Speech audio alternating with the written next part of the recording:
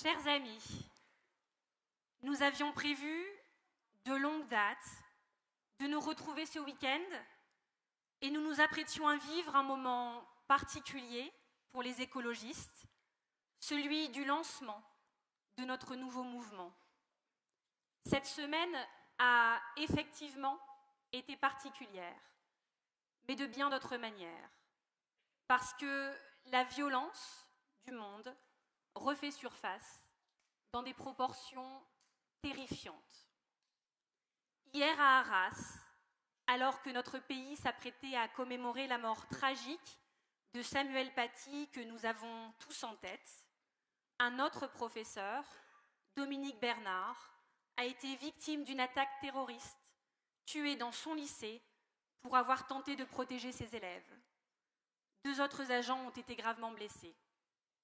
C'est un choc terrible et c'est le temps du recueillement, le temps de l'union nationale aussi. Et ensemble, cet après-midi, nous adressons nos pensées émues à la communauté éducative de ce pays, à nouveau terriblement éprouvée, aux élèves et aux parents d'élèves du lycée Gambetta d'Arras, et à toutes celles et ceux qui s'en sentent aujourd'hui proches et solidaires. L'école, c'est le cœur de notre République, là où est formée notre jeunesse, là où on apprend, où l'on grandit, où l'on devient citoyen. L'école devrait être un endroit sacré. Les enseignants et toute la communauté éducative devraient être intouchables. C'est dire que notre société va mal quand on attaque ces lieux, quand la haine cible notre jeunesse et celles et ceux qui l'éduquent. Notre tristesse est immense. Je vous propose que nous vous observions tous ensemble une minute de silence pour Dominique Bernard.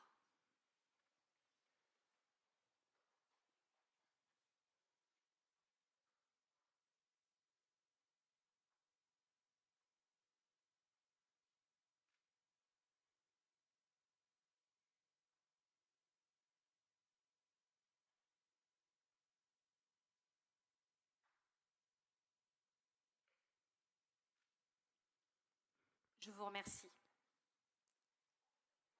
Ce drame est intervenu 6 jours après des attaques terroristes en Israël qui ont stupéfait par leur ampleur et par leur cruauté. Les images que chacun a pu voir montrent l'horreur absolue de l'attaque menée par le Hamas samedi dernier.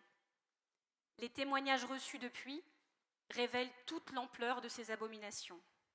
Des familles assassinées au réveil, égorgées, alignées contre des murs et abattues froidement, des actes qui rappellent les pires heures de l'histoire de l'humanité. Plus de 1300 morts et 3000 blessés. Notre solidarité avec le peuple israélien doit être totale. La société israélienne, dans son intégralité, est traumatisée et cela la ramène à des cauchemars profondément ancrés en son sein. Oui, les événements de samedi dernier s'apparentent à des pogroms. Imaginez ce que cela peut provoquer dans une société dont font encore partie des survivants de la Shoah. Comment ne pas transformer cette douleur profonde en rage? Ce sera un enjeu majeur des années à venir et nous, écologistes, serons présents à côté du peuple israélien. Nous sommes aussi terriblement choqués de ce que subissent en retour les Palestiniens. Les 2,5 millions d'habitants de Gaza, entassés dans une prison à ciel ouvert de 360 km², sont passés d'une situation de blocus qui les éprouve durement depuis déjà 16 ans à une situation de siège. Les bombardements sont d'une intensité rare. Les hôpitaux devraient cesser de fonctionner dans les heures qui viennent, faute de carburant pour leurs groupes électrogènes, et ne plus être en mesure d'apporter secours aux civils qui n'ont ni eau, ni nourriture, ni médicaments. C'est un drame humain d'une ampleur rare qui se dessine. À ce titre, la demande d'hier d'évacuer toute la partie nord de Gaza est un signal particulièrement effrayant. Une autre caractéristique de ce conflit, un aspect assez unique, c'est en effet l'impossibilité de fuir pour les civils palestiniens. Il faut se représenter ce que cela signifie d'être bombardé, mais de n'avoir nulle part où se réfugier. Nous devrions réfléchir collectivement à ce qu'implique, humainement, politiquement, juridiquement, cette impossibilité de fuir un conflit, c'est un immense terreau à radicalisation que Gaza vit maintenant depuis plus de 15 ans.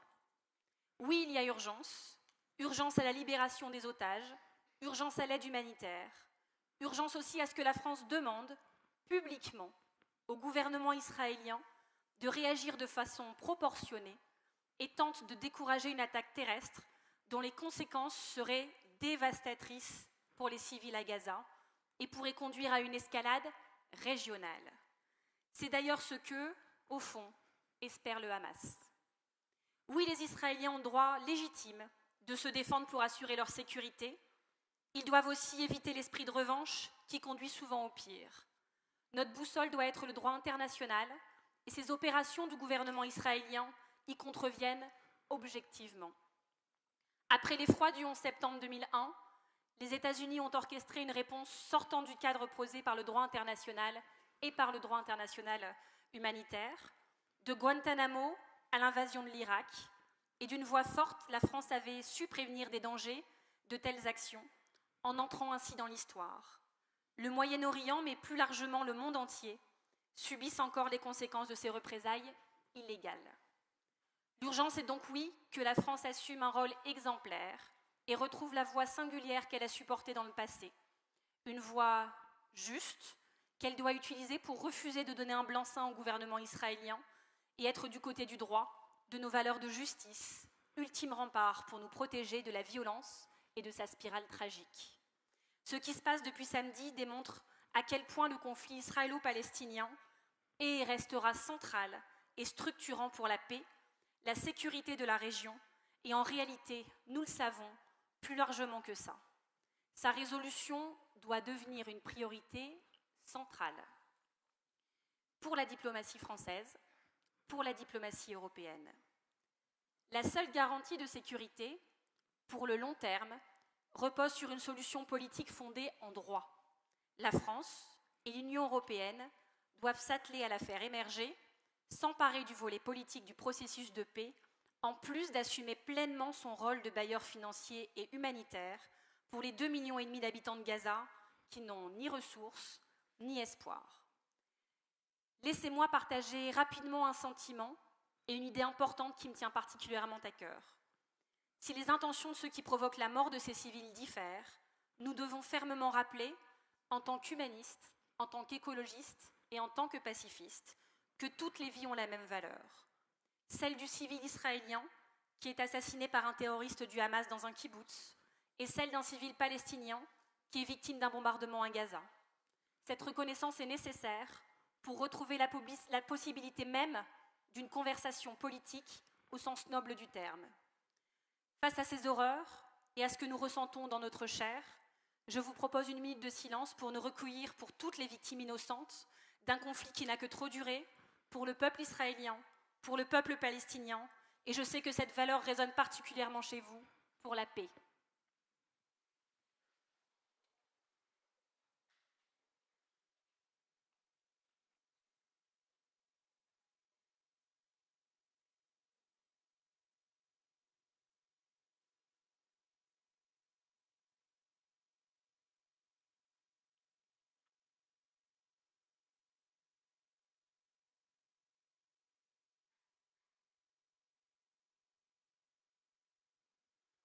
Je vous remercie.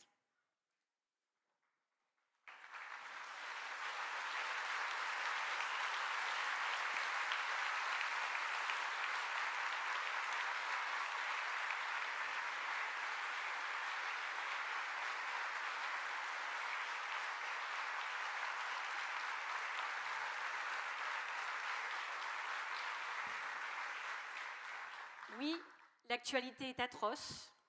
En tant que responsables politiques, nous avons deux devoirs. D'abord, trouver les mots pour décrire la violence, puis trouver les moyens de construire une société qui non seulement la refuse, mais lui propose aussi, et surtout, une alternative. Cela doit être notre ambition. Nous l'avions prévu de longue date, et nous vous remercions d'être là. Aujourd'hui devait être un moment joyeux, généreux, pour vivre ensemble notre lancement, le lancement de notre nouveau mouvement, et cette nouvelle étape de l'écologie politique. Évidemment que toute la semaine, nous nous sommes posé la question de maintenir ou non. Lancer un nouveau mouvement, était-ce bien le moment? Mais la réalité, c'est que jamais le monde n'a eu autant besoin de politique, jamais le monde n'a eu autant besoin d'échanges, et surtout, en cette période troublée et troublante, quelle plus belle idée que celle de se retrouver pour faire face, ensemble. Oui, nous avons besoin, la société a besoin de refaire de la politique et d'en faire bien, d'en faire mieux. Il se trouve que nous pensons, depuis 50 ans, que les réponses qui permettent réellement de construire la paix sont les mêmes qui permettront d'éviter la destruction du vivant et de garantir la justice sociale. Le projet écologiste est construit sur des valeurs fortes. Ce sont précisément ces valeurs qui permettent de répondre à la violence. L'ouverture, l'humilité, le respect, la solidarité, la justice et la lucidité, même quand elle n'est pas confortable. L'engagement aussi, car c'est par lui que l'on peut sortir de la stupéfaction et de l'anxiété face aux défis qui sont devant nous. Et cette question de l'engagement était justement au cœur de nos états généraux de l'écologie. Car on ne s'engage plus aujourd'hui comme il y a 40 ans, on ne prend plus sa carte dans un parti comme on entrerait en religion, épousant en même temps sa cause, tous ses codes, et l'ensemble de ses militants, évidemment, avec qui il faudrait passer tout son temps libre. Évidemment, certains, certaines, dans cette salle même, je le sais, se dédient intégralement à la cause. Ils sont les piliers indispensables de notre action et nous les en remercions infiniment. Mais beaucoup ont aussi l'écologie dans un coin de leur tête, tout en éprouvant une appréhension à l'idée de devenir militants. L'étude que nous avons menée avec Harris Interactive et dont Jean-Daniel Lévy vous a présenté tout à l'heure repose sur des groupes d'entretien menés par une psychologue sur le peuple de l'écologie au sens large. Elle nous montre la même chose que vos questionnaires et vos doléances. Bien que l'envie et je dirais même le besoin d'écologie soit de plus en plus présent dans la société française, la marge de l'engagement reste très haute, voire elle fait peur. La criminalisation des écologistes, le sentiment d'impuissance, le fait de ne pas trop savoir par où commencer, vers qui se tourner, le sentiment d'illégitimité, tout cela a un impact fort. Mais vous connaissez les écologistes. Ils ne se résignent jamais. Ils s'adaptent, ils consultent, ils cherchent des solutions et ils cherchent surtout, évidemment, à les mettre en œuvre. Alors nous nous sommes retroussés les manches et nous avons travaillé avec la plus belle des méthodes, la démocratie ouverte et participative. Cette façon de faire est d'ailleurs celle avec laquelle les maires écologistes ont gagné leurs élections municipales. C'est aussi de cette manière qu'ils gouvernent et conduisent le changement au quotidien. Cette méthode a fait ses preuves. Nous en sommes très largement inspirés et je remercie Léonore Monconduit, maire de Poitiers et garante de tout notre processus de refondation, qui y a contribué en première ligne. Merci pour elle.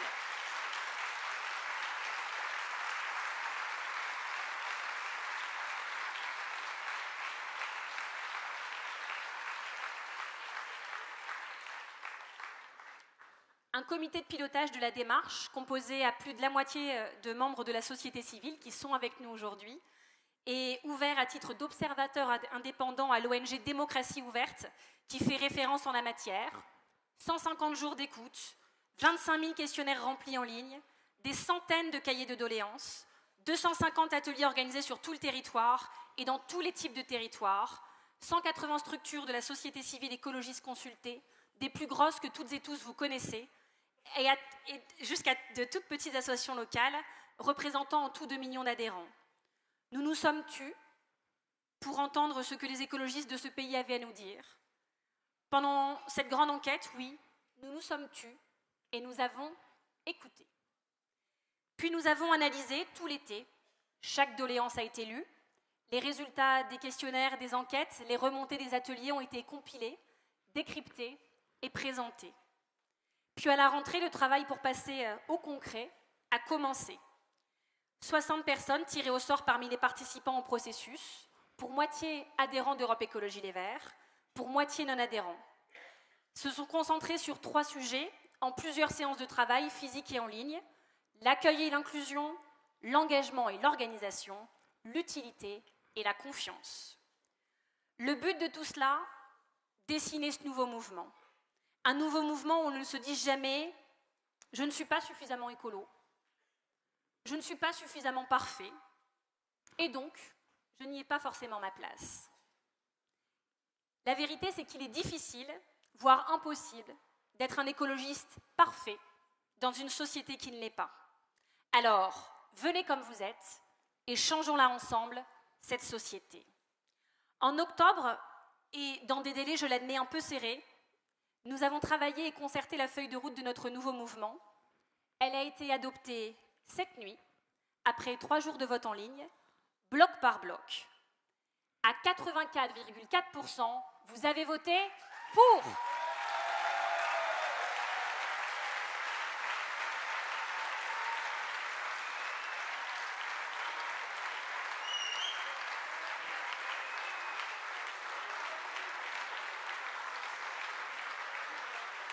L'envie de changement est donc confirmée. La confiance dans le processus et dans ce que nous allons faire aussi. Oui, ce vote dit une chose simple, nous sommes entrés dans l'âge de la maturité. Nous savons instaurer entre nous l'esprit de coalition que nous souhaitons pour le pays. Soyons fiers de cette transformation. Elle est fidèle, parfaitement fidèle, à ce que nous ont demandé les 30 000 participants des États généraux de l'écologie. Nous nous sommes engagés à le faire. Nous sommes déjà en train de le faire. On change.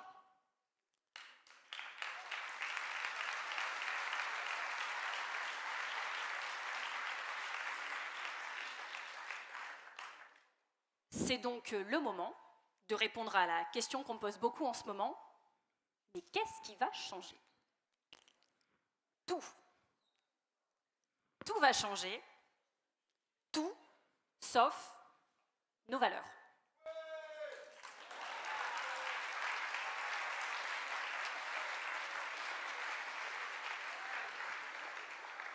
L'ambition change. Les écologistes, c'est un mouvement qui aura pour objectif de mettre en lien et en action celles et ceux qui dans ce pays se sentent écologistes, tout simplement. Les écologistes, ce sera donc bien plus qu'un parti politique. La manière de s'engager change aussi. Les écologistes, c'est un mouvement large, divers, ouvert, qui permet un engagement à la carte. Qu'un écologiste souhaite juste se former, s'informer, participer à une action, participer à des travaux programmatiques, bénéficier de conseils pour limiter son impact sur l'environnement ou encore préparer les élections municipales dans sa ville, même sans pour autant prendre sa carte, comme on dit, il sera le bienvenu.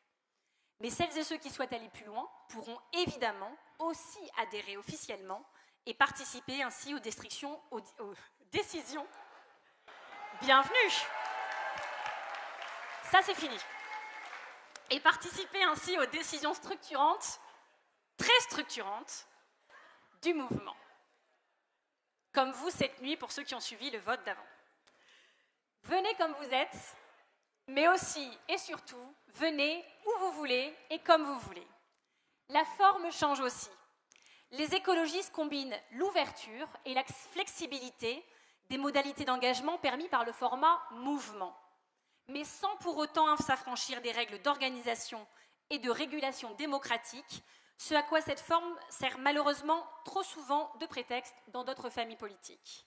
Nous réaffirmons le principe d'une démocratie interne vivace, efficace, solide, comme l'un des fondamentaux de l'écologie, l'indispensable à une structure politique durable, transparente et saine.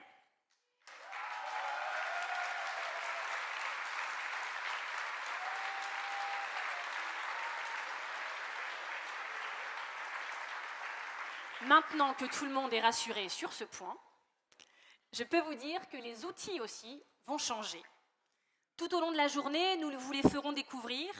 Tout au long des prochaines semaines, vous pourrez commencer à vous en servir.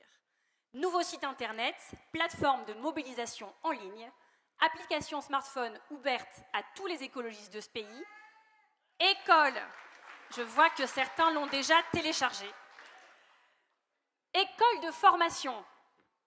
Ah ben là, vous n'avez pas... J'espère.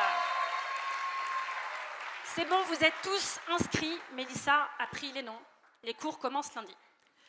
École de formation alliant écologie populaire, apprentissage des savoirs militants et formation des cadres pour celles et ceux qui prendront des responsabilités dans le nouveau mouvement et pour celles et ceux qui souhaiteront préparer les élections. Toutes ces idées, nous les avions depuis longtemps et nous y sommes. Ils vont être de puissants outils d'information, d'organisation, de formation et de mobilisation. Et puis le corps de notre mouvement, le corps social de notre mouvement aussi va devoir changer, chers amis. Nous sommes aujourd'hui le premier parti des centres-villes. Les dernières élections européennes et municipales l'ont montré, et c'est déjà très bien. Mais nous voulons aussi devenir le premier parti des ruralités.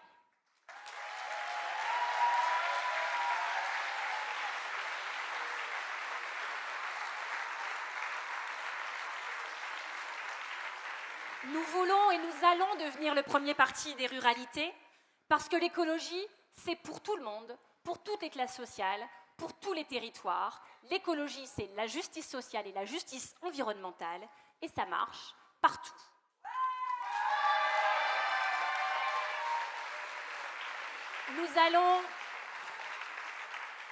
Nous allons faciliter aussi l'engagement des classes populaires et des habitants des quartiers populaires. Un travail spécifique sur le sujet débutera dès la semaine prochaine et j'ai cru comprendre qu'il y aurait aussi beaucoup de participants et c'est tant mieux. Et puis enfin, mais ça vous l'aviez déjà compris, le nom change, ELV s'ouvre et laissera progressivement la place à les écologistes. Vous avez sûrement en tête l'adage de Nicolas Boileau, ce qui se conçoit bien s'énonce clairement et les mots pour le dire viennent aisément. Simplicité, accessibilité, on le dit, on le fait. J'en suis, si vous voulez,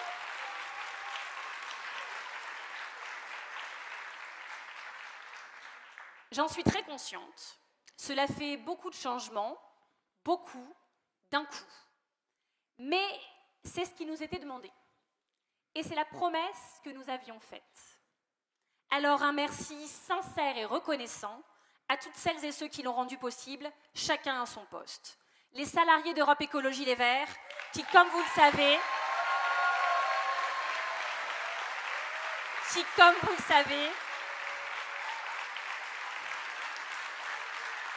votre fan club.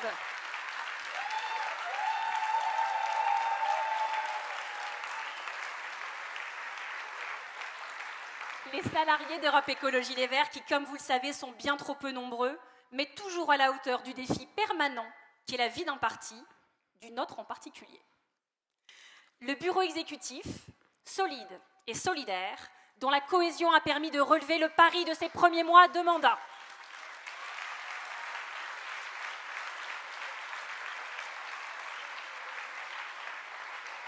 Je veux qu'ils aient autant d'applaudissements, les secrétaires régionaux, les responsables de groupes locaux qui ont fait vivre la démarche partout en France.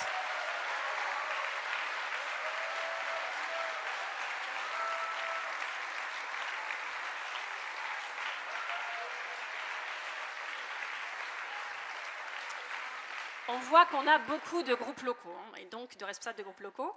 Vous avez fait vivre la démarche partout en France. Et vous serez à la base de son déploiement. Donc je vous en remercie. Et puis surtout, vous, tous, vous qui avez suivi de près ou de loin, vous qui avez été intrigués, curieux, motivés au premier instant, qui avez pris le temps de vous laisser convaincre par la démarche, vous qui avez consacré de l'attention, du temps, de l'énergie, merci.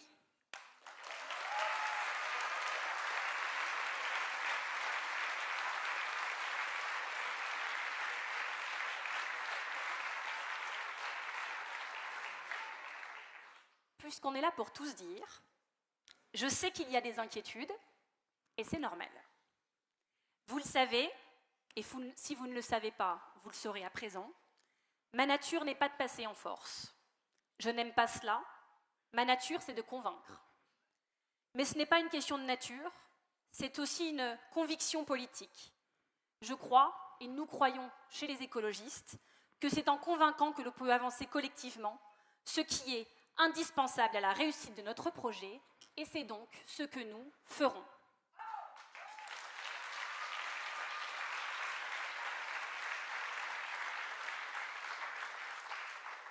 Cette feuille de route, évidemment, ce n'est qu'un début.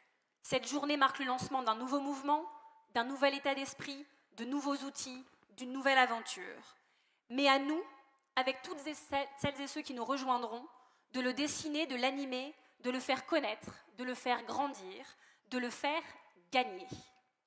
Son avenir, son succès s'écriront ensemble dans le même état d'esprit que celui qui a animé les États généraux de l'écologie.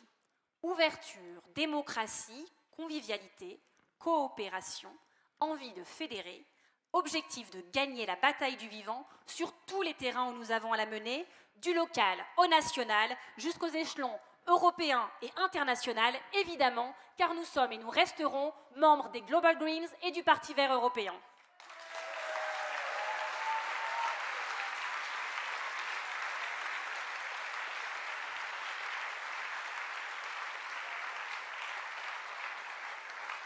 Alors, ça y est, nous y sommes. Vous vous êtes réveillés écologistes ce matin, comme d'habitude. Et vous vous coucherez ce soir écologistes et membres des écologistes. Oui, aujourd'hui, plus que jamais, nous sommes... Bravo.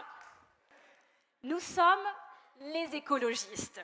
Nous sommes parents, grands-parents, inquiets pour leurs enfants. Nous sommes la jeunesse lucide, déterminée, qui se mobilise et ne comprend pas que nous ne paniquions pas. Nous sommes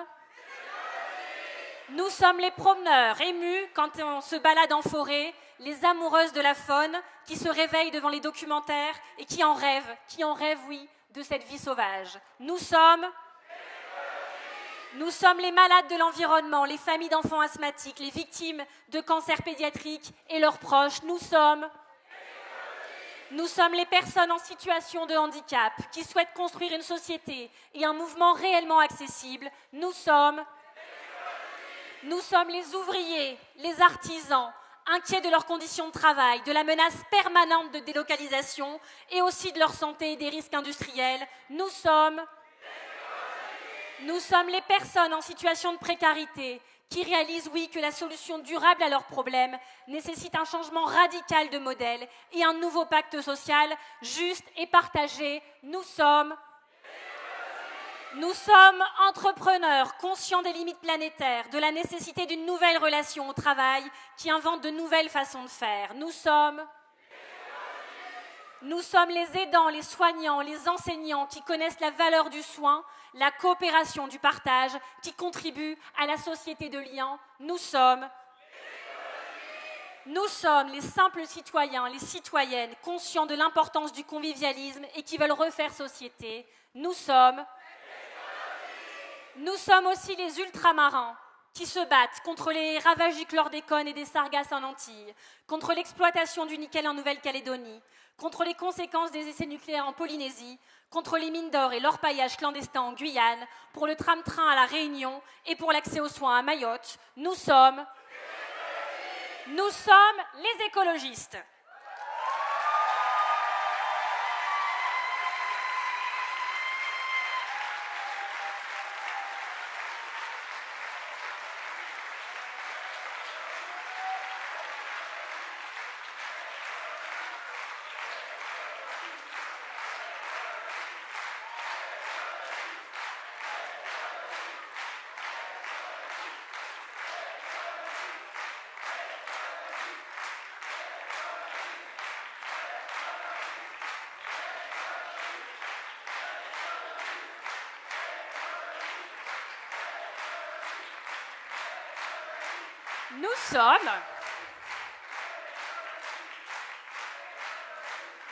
Nous sommes, oui, les écologistes, et nous ne répondrons pas, non jamais, à la brutalité du monde par de la brutalité. Nous ne répondrons pas, non jamais, à la brutalité politique par de la brutalité. Et ne croyez pas que ce soit de la faiblesse. C'est même tout le contraire. Ce sont nos valeurs. C'est notre priorité, donnée à la douceur, chère Marie. Loin du bruit, nous on apaise, on protège et on construit. Nous sommes les écologistes.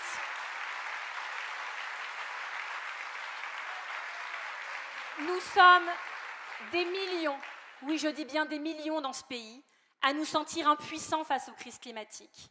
Nous serons bientôt des millions à nous tenir debout, ensemble, pour le vivant et pour la justice, parce que oui, nous sommes forts de nos valeurs, de notre projet, de notre combat, des leçons tirées de nos échecs et des enseignements tirés de nos victoires. Nous sommes les écologistes, et je terminerai par là, oui, nous sommes forts de notre histoire. Cette histoire politique débute notamment avec la candidature de René Dumont à l'élection présidentielle de 1974.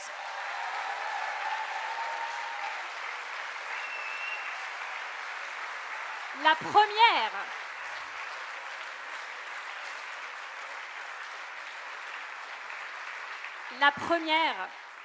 première candidature écologiste à la présidentielle.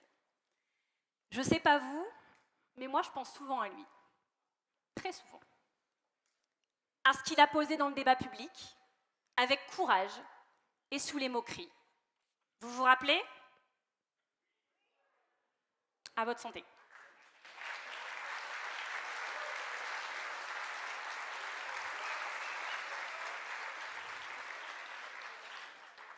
Oui, cette eau, elle est de plus en plus précieuse et la société française s'en rend désormais compte, tard, très tard. On pense à toi, René. Tu t'en es pris des coups et tous les autres après toi, à peu près. Être écologiste, c'est comme ça. Sans doute, après tout, est-il d'ailleurs normal que l'on prenne les premiers coups si l'on est en avance sur son temps. Longtemps, notre histoire aura été de nous battre pour être entendus, puis de nous battre pour être crus, puis de nous battre pour être suivis. Et nous avons gagné certaines batailles, et nous gagnerons les suivantes.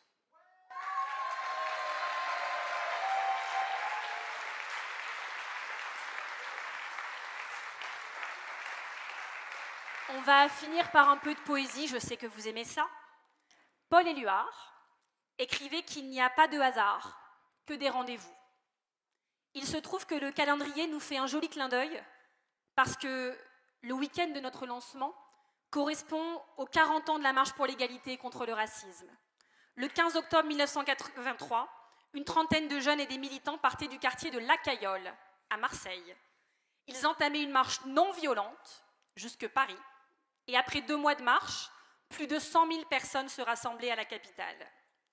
En Seine-Saint-Denis, où nous sommes rassemblés aujourd'hui, nous savons que ce combat n'a jamais cessé, que vous êtes nombreuses, nombreux dans cette salle à le mener. Soyez assurés que nous continuerons à le mener avec vous, car sur ce combat, comme sur les autres, non, nous n'abandonnerons jamais.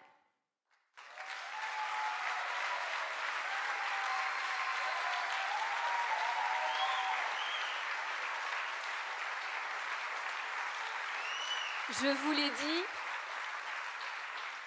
dit, il n'y a pas de hasard, que des rendez-vous.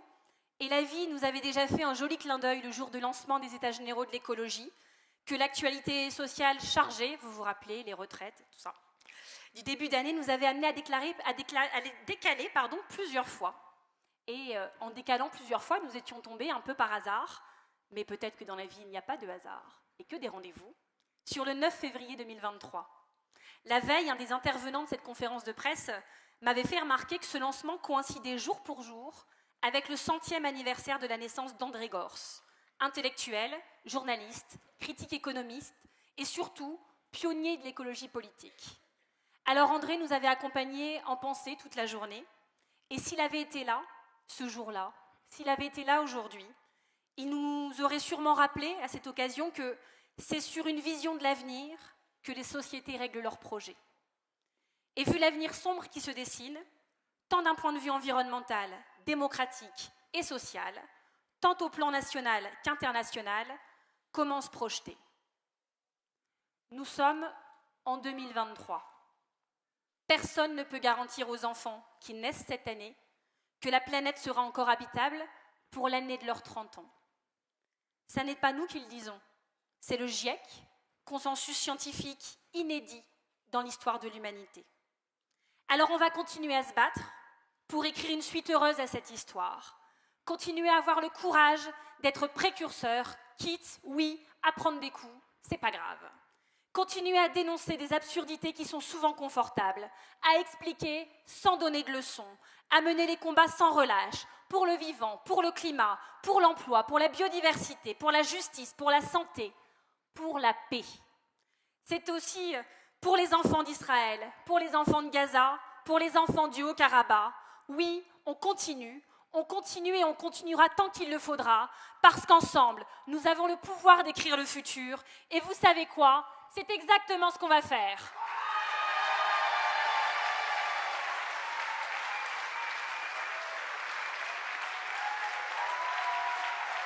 Merci.